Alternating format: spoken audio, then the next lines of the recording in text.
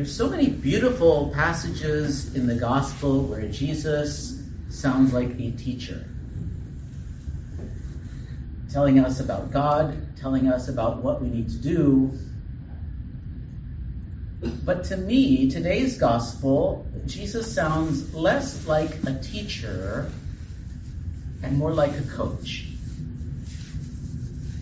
Teachers, the way I see it, teach us about standards, teach us about facts, things that will remain the same.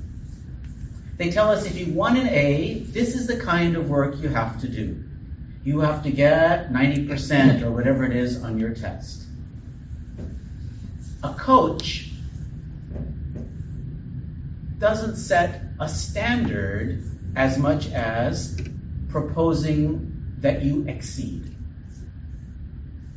Especially a coach of something like track and field, where it's less about what the other people do and more about surpassing your own best, about doing better than you did before. Because that's what Jesus is inviting us to do, as he is inviting us to perfection. When he says be perfect, it's not do these things and you're in. There is no standard that once we make it, we're done. Jesus is asking us to continually stretch ourselves, to go beyond how great we were yesterday. And that striving for improvement helps us approach perfection. In this life, we will never be perfect. When we get to heaven, through the grace of God, God makes up for all our deficiencies. But what we do have in this life is the Eucharist.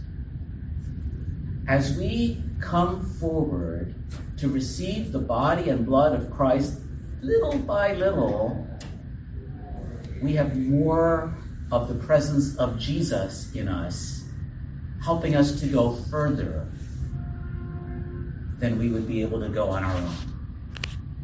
More kindness, more generosity, more patience.